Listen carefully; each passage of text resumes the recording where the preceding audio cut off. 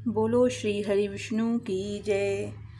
धर्मराज युधिष्ठिर बोले कि हे भगवान, अब आप मुझे कार्तिक मास की कृष्ण पक्ष की एकादशी की कथा सुनाइए। इस एकादशी का नाम क्या है तथा इससे कौन सा फल मिलता है, सो सब विस्तार पूर्वक कहिए। श्री कृष्ण भगवान बोले कि हे राजेश्वर, कार्तिक मास के कृष्ण पक्ष की एकादशी का नाम रमा है। इसके व्रत से समस्त पाप नष्ट हो जाते हैं। इसकी कथा निम्न प्रकार है, सो तुम सुनो। प्राचीन काल में मुचकुंद नाम का एक राजा राज्य करता था। इंद्र, वरुण, कुबेर, विभीषण आदि उसके मित्र थे। वह सत्यवादी तथा विष्णु भक्त था। उसका राज्य बिल्कुल संपन्न था। उसके एक उत्तम चंद्रभागा नाम की लड़की थी। उसने उस लड़की का विवाह राजा चंद्रसेन के पुत्र शोभन के साथ किया। एक समय जब कि वह अपनी ससुराल में थी, एक एकादशी पड़ी। चंद्रभागा सोचने लगी कि अब एकादशी समीप आ गई है, परंतु मेरे पति अत्यंत कमजोर हैं, इसलिए यह व्रत नहीं कर सकते। परंतु मेरे पिता की आज्ञा कठिन है।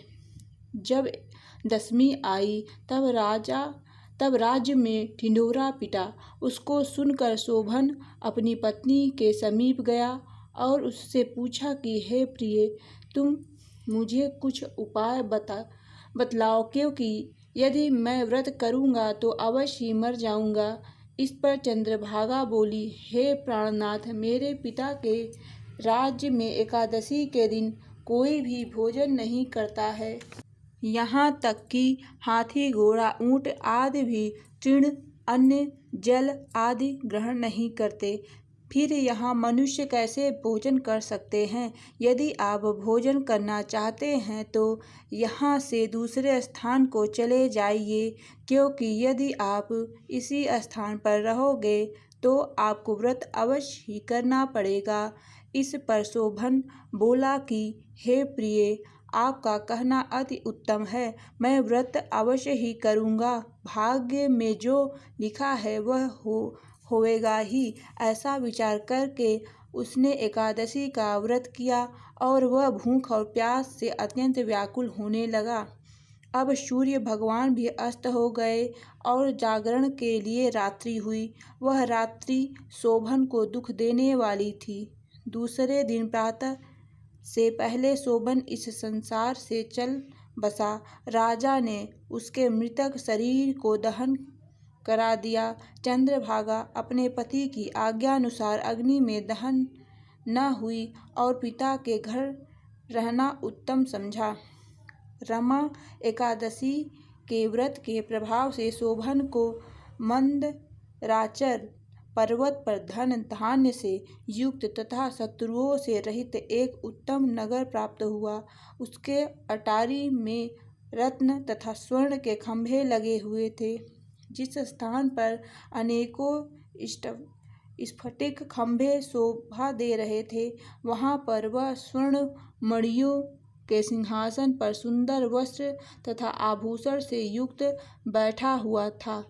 वहां आभूषणों से युक्त गंधर्व तथा अप्सराएं उसकी स्तुति कर रही थीं। उस समय शोभन दूसरे इंद्र के समान प्रतीत हो रहा था। एक समय मुचकुंद नगर में रहने वाला सोम शर्मा नाम का ब्राह्मण तीर्थ यात्रा के लिए निकला। उसने घूमते घूमते उसको देखा। वह ब्राह्मण उसको अपने राजा का जमाई जानकर उसके निकट गया।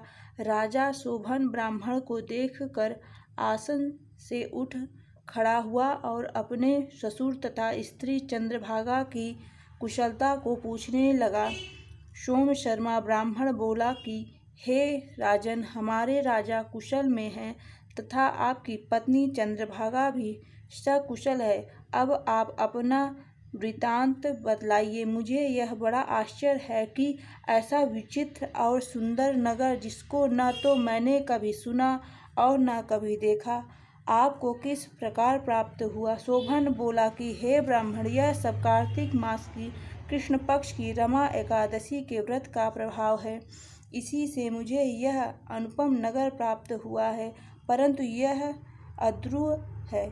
इस पर ब्राह्मण बोला, हे राजन, यह अध्रुव क्यों है और ध्रुव किस प्रकार हो सकता है, सो आप मुझे बतलाइए, मैं आपके कहे अनुसार ही करूँगा।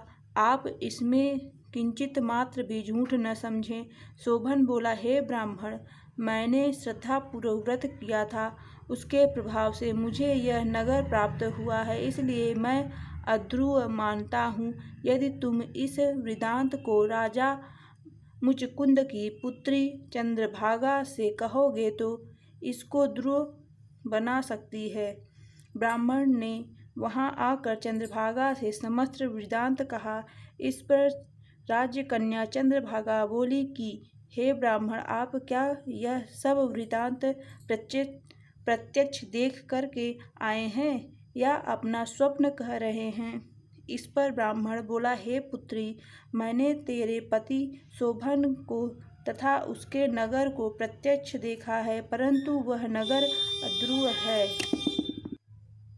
तू कोई ऐसा उपाय कर जिससे कि वह ध्रुव हो जाए। इस पर चंद्रभागा बोली कि हे महाराज, आप मुझे उस नगर में ले चलिए, मैं अपने पति को देखना चाहती हूँ। मैं अपने व्रत के प्रभाव से उस नगर को ध्रुव बना लूँगी। चंद्रभागा के वचनों को सुनकर वह सोम शर्मा ब्राह्मण उसको मंदराचल पर्वत के पास वामदेव के आश्रम को ले गया। वामदेव ने उसकी कथा को सुनकर चंद्रभागा को मंत्रों से अभिषिक्त किया। चंद्रभागा मंत्रों तथा व्रत के प्रभाव से दिव्य देह धारण करके पति के पास चली गई।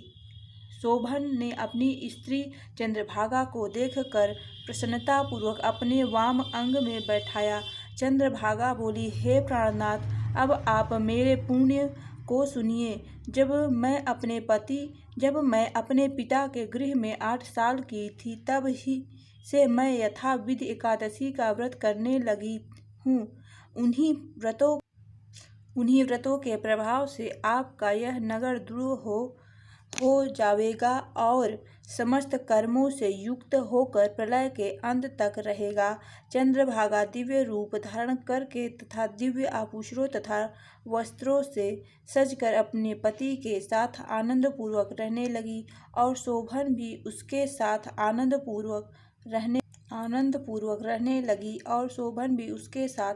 पूर्वक रहने लगा।